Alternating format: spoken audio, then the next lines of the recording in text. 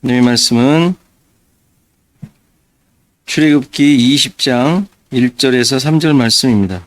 출애굽기 20장 1절에서 3절 말씀 제가 봉독해 드리겠습니다. 하나님이 이 모든 말씀으로 말씀하여 이르시되 나는 너를 애굽 땅 종 되었던 집에서 인도하여 낸 네 하나님 여호와니라. 너는 나 외에는 다른 신들을 내게 두지 말라. 아멘.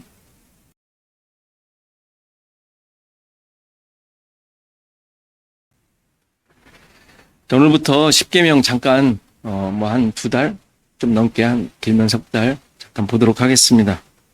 그래서 오늘은 서론적으로 계명이 무엇인지 계속 들어왔던 내용이기도 하지만 십계명을 중심으로 그 계명이 무엇인지 어떤 의미로 주신 것인지를 먼저 살피도록 하겠습니다. 이 십계명이라고 되어 있는 이 내용도 아주 많이 오해되고 있는 것이어서 믿음의 내용으로 잘못 세워진 것들이 있는데 이것을 좀 바르게 잡는 기회가 되었으면 합니다. 율법의 내용이 지켜서 바른 생활을 하고 그래서 어떤 수준에 이르도록 하기 위해 주어진 것이 아니다 라는 것은 여러분들이 이미 잘 아는 부분이라 생각됩니다. 이렇게 말씀을 율법으로 십계명으로 주신 이유는 우리 자신들을 보도록 하고 하나님을 잘 믿게 하기 위함이에요. 우리 자신들을 보고 하나님을 잘 믿게 하기 위함. 자신의 죄인됨을 깨닫고 구원이 주어져야 할 존재임을 알아. 그런 존재임을 고백하고 그래서 그렇게 된 우리들을 향한 하나님의 일하심이 무엇인지 발견하고 그 하나님을 섬기도록 하기 위함이에요. 선악지식나무, 선악과라고 하는데 선악지식나무가 인간의 죄인됨을 깨닫게 하는 도구였던 것과 같은 거예요.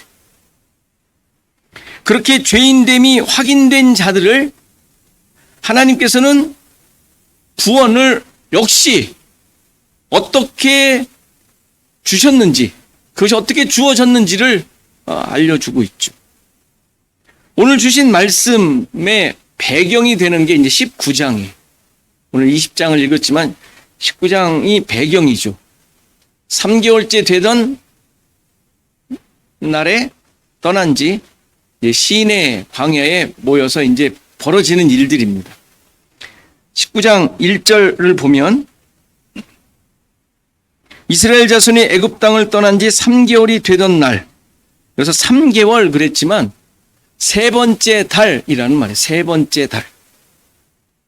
그러니까 이게 우리말로 3개월, 3월 달 마취를 얘기하는 게 아니에요. 세 번째 날. 왜 떠날 때 그날이 기준이 되게 해서 15일 되는 날 나왔잖아요. 첫째 달 15일 날. 그러니까 떠난 지 3개월이 된 게 아니라, 그러니까 3개월, 90일이 되었다는 말이 아니라 세 번째 달이 되던 날이라는 말이에요. 그들이 시내 광야에 이르니라. 그들이 르비딤을 떠나 시내 광야에 이르러 그 광야에 장막을 치되 이스라엘이 거기 산 앞에 장막을 치니라. 모세가 하나님 앞에 올라가니 여호와께서 산에서 그를 불러 말씀하시되 너는 이같이 야곱의 집에 말하고 이스라엘 자손들에게 말하라. 내가 애굽 사람에게 어떻게 행하였음과 내가 어떻게 독수리 날개로 너희를 업어 내게로 인도하였음을 너희가 보았느니라. 그렇죠? 애굽에서 있었던 일, 그리고 나온 일, 그리고 지금까지 있었던 일, 앞으로의 모든 일도 다 포함되는 것이죠.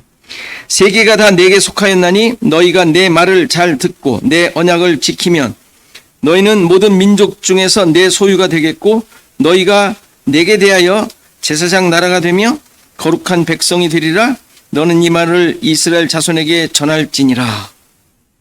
너무 유명하고 하나님께서 이제 말씀하실 십계명을 위시하여 모든 율법을 주실 그 말씀의 배경, 이제 모두 발언이라고 할 수 있겠죠. 신의 광야에서 이제 말씀을, 율법을 주시는 장면인데 왜 말씀을 주시는지, 목적이 무엇인지를 설명하고 있어요.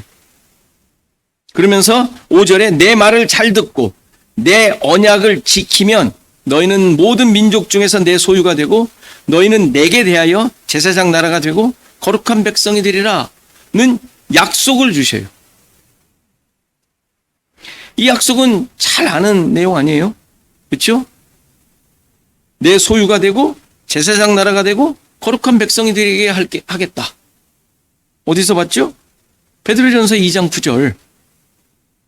거기에 베드로 사도는 이 약속이 성취된 자들로서 하나님 백성의 본질이 무엇인지, 정체성이 무엇인지를 분명하게 선포하고 있죠.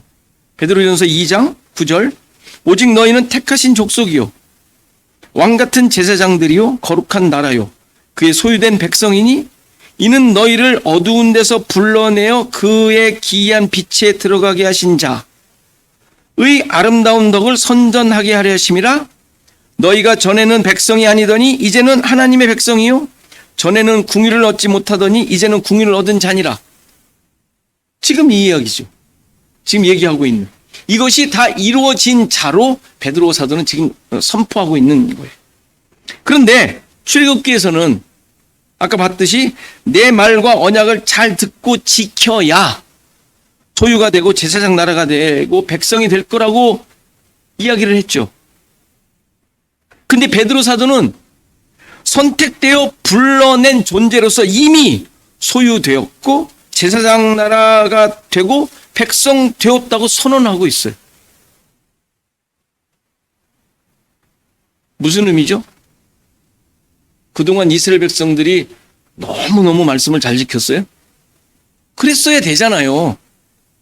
됐다고 지금 선언하니까 베드로. 그 사이가 뭐 시간적 여유가 길지만 어쨌건 결과론적으로 보면 그 사이에 이들이 어마어마한 하나님께 합격이 될 만한, 정말 저렇게 되어야 할 만한 자로서 살았어야 되잖아요.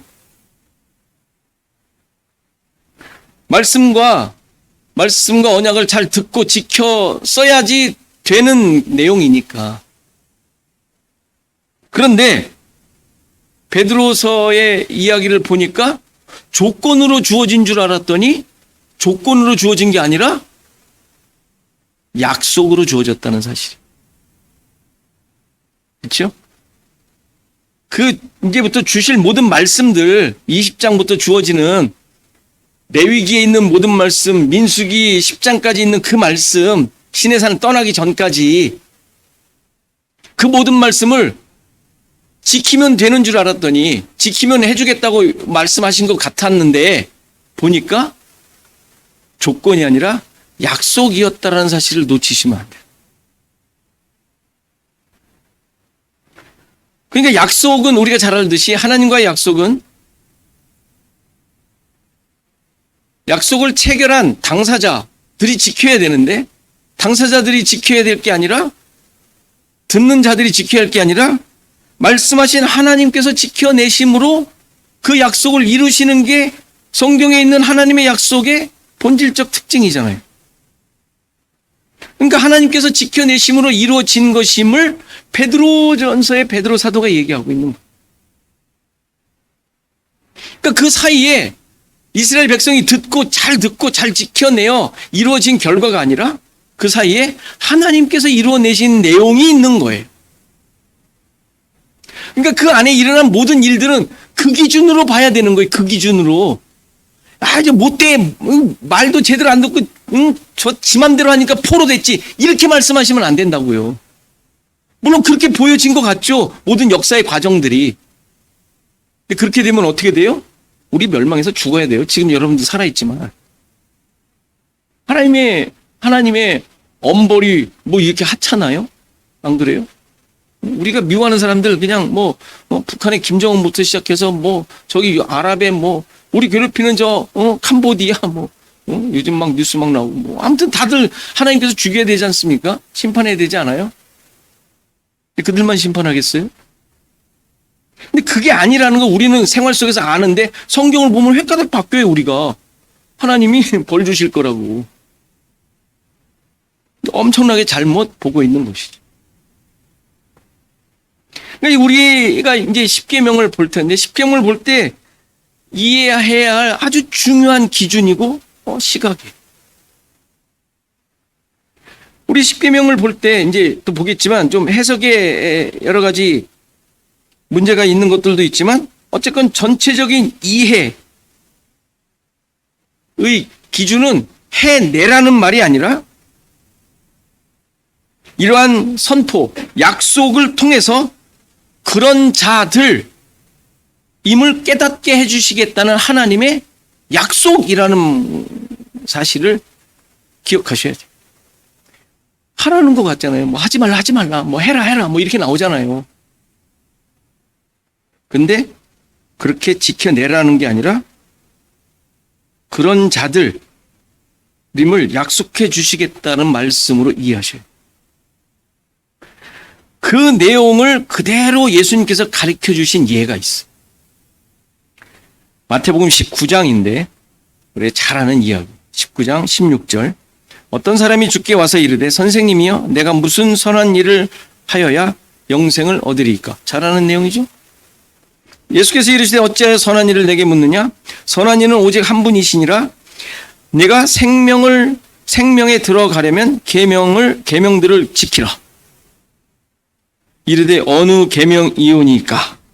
예수께서 이르시되 살인하지 말라, 간음하지 말라, 도둑질하지 말라, 거짓 증언하지 말라, 내 부모를 공경하라, 내 이웃을 내 자신과 같이 사랑하라 하신 것이니라.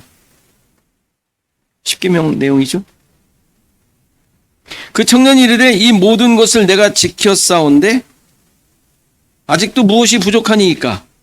예수께서 이르시되 내가 온전하고자 할진대 가서 내 소유를 팔아 가난한 자들에게 주라. 그리하면 하늘에서 보화가 내게 있으리라. 그리고 와서 나를 따르라 하시니 그 청년이 재물이 많으므로 이 말씀을 듣고 근심하며 가니라. 우리가 자주 들었던, 늘 또 보면서 나도 저 청년과 비슷한 것 같은데 라는 생각을 막 하게 했던 말씀이죠. 아직도 그러세요 혹시? 이 말씀 들으니까 저 청년이 나하고 비슷한데 난 뭘 팔아야 되나 이런 생각 들지 않으세요? 못 파시겠어요? 팔아보셨어요? 팔아보시긴 했어요. 도전은 받으셨더랬어요? 십계명 다 지켰다는 것도 걸리지만 안 지켰으니까 얘는 다 지켰대네. 그것도 안 지켰을 뿐만 아니라 물건 팔아가지고 누구를 도와준 적이 있습니까? 여러분들 진짜로 여러분들 재물 팔아가지고 팔아서 있는 거 했지 팔아서 도와준 적 없잖아요. 안 그래요? 그런 분들 없는 것 같아요. 팔아가지고 있는 거 팔아가지고 도와주는 사람 없는 것 같아요. 당연히 그런 얘기 아니에요. 그런 얘기 아니에요. 이 어떤 젊은 부자가 영생을 얻고자 예수님을 찾아와 질문했던 내용인데 예수님의 대답은 계명을 지켜라. 그러면서 그 십계명에 나오는 내용들 몇 가지를 쭉 얘기를 합니다. 그러자 이 청년이 모든 것을 다 지켰다고 하면서 아직 부족한 것이 무엇이냐고 물었죠. 그러자 예수님께서는 너의 재물을 팔아 가난한 사람에게 나눠주라. 근데 재물 때문에 재물이 많아 근심하며 갔다고 합니다. 근데 여기서 예수님과 이 청년과의 대화에서 십계명을 지키는, 율법으로 대표되는 십계명을 지키는 것에 대한 중요한 내용을 알 수가 있어요. 그래서 중요한 단어가 뭐겠어요? 이 대화 중에 중요한 단어가 뭐였을 것 같아요? 지키다라는 말. 지키다. 예수님께서 영생에 들어가려면 계명을 지키라고 하셨고 청년은 뭐라 그래요? 그 모든 것을 지켰다라고 얘기를 해요. 근데 여기서 지키다는 두 단어를 두 번 썼는데 놀랍게도 예수님이 쓰신 지키다와 청년이 말한 지키다라는 단어가 다른 단어예요. 한국말로는 번역을 할 때 똑같이 번역을 할 수밖에 없지만 단어가 다른 단어예요. 그러면은 무슨 의미예요? 우리가 계속 앞에서도 창세기 볼 때 봤지만 단어가 다르면 속뜻이 달라요. 예수님께서 말씀하신 지키다라는 단어는 보존하다, 간직하다, 그런 의미의 지키다. 반면에 청년이 지켰다라는 단어는 지켜보다, 경계하다, 감시하다, 이것도 지키다잖아요. 파수꾼이 지키는 거 이렇게 누가 졸고 있나, 똑바로 듣고 있나, 이렇게 주시하며 지키다, 안전하게 있도록 보호하다 라는 의미의 지키다라는 단어예요. 큰 차이점을 아시겠어요? 앞에 그 예수님이 말씀하신 전자의 내용은 내적인 차원에서 지키는 것이고, 뒤에 청년이 말하는 후자의 지키다라는 단어는 외적인 면에서 자신이 만들어내는 결과예요. 그러니까 예수님께서 계명을 지키라고 하신 말씀의 의미는 하나님의 말씀에 대한 의미를 깨닫고 자신을 돌아보고 그 말씀을 기준으로 가지고 있으라라는 말이에요. 10계명 하나씩 다 볼 거예요.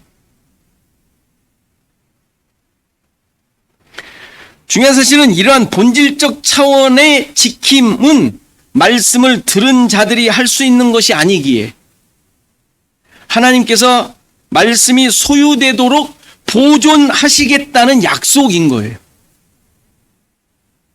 이건 뭐 우리가 이제 언제 볼 기회가 있을지 모르겠지만 산상수훈에서 이미 다 얘기한 거, 그렇죠? 아무리 뭐 살인하지 말라고 해서 살인 안 죽였는데 마음으로 미워하면 살인한 거라네. 이거 어떻게 할 거예요? 살인 안 했다고 나 그 십계명 지켰다고 우기실 거예요?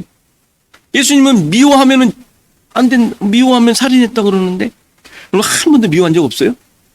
누구도? 뭐 결혼한 사람은 꽝이지 뭐.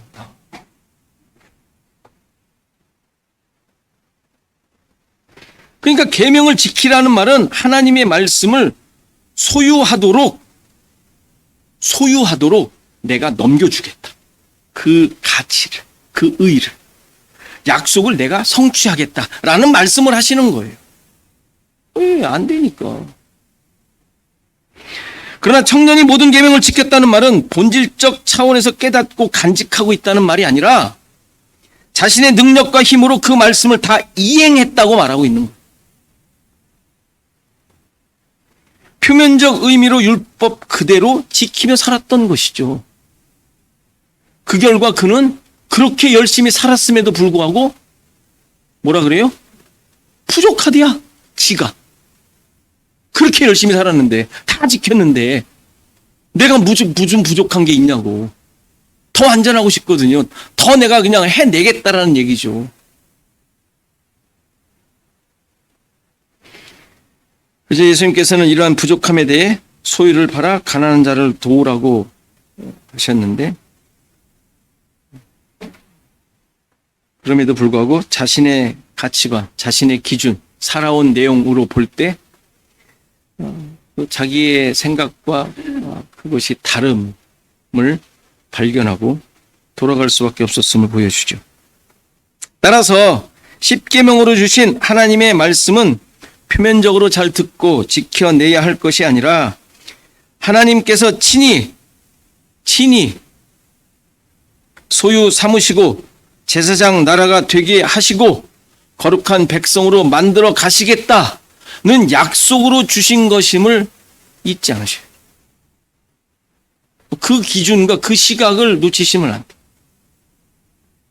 그러니까 이러한 배경, 이러한 전제를 가지고 십계명을 주시는 거예요.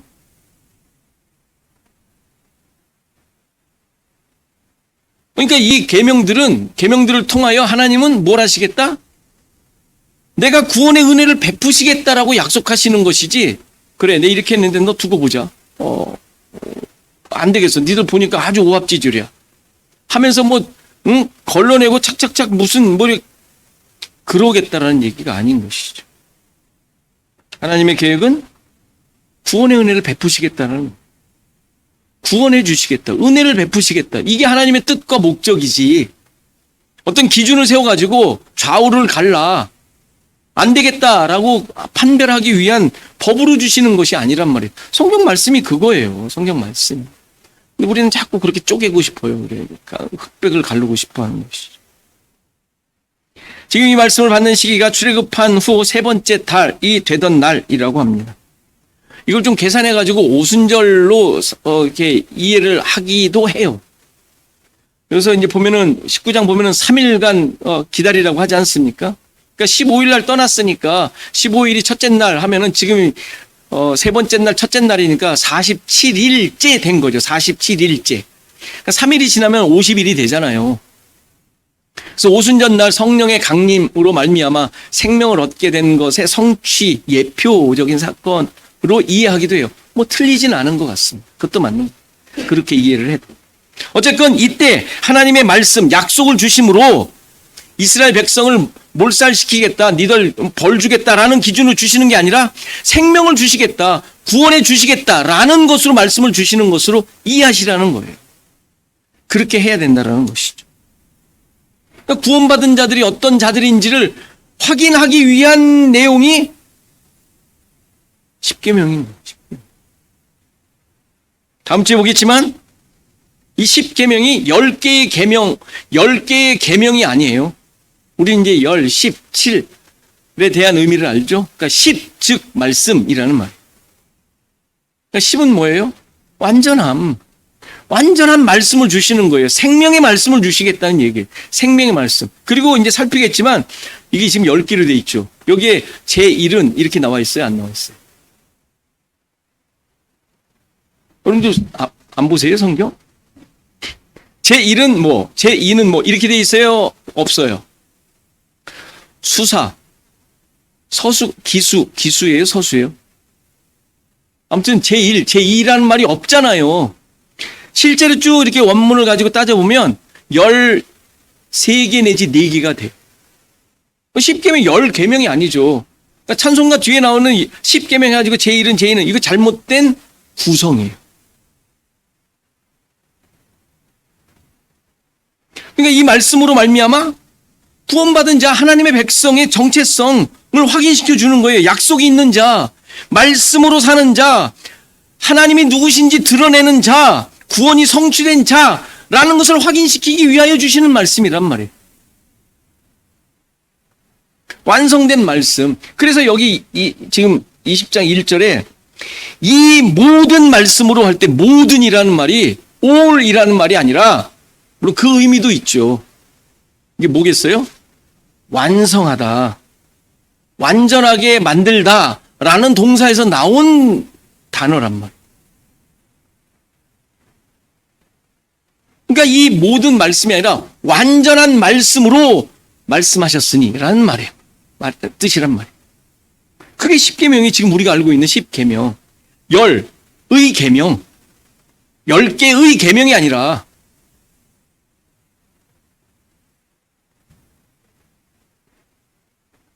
그러니까 이 말씀을 통하여 이스라엘 백성이 어떤 존재인지 깨닫고 하나님 의지하며 살아가라고 주시는 거예요. 의지하며 살아가라고.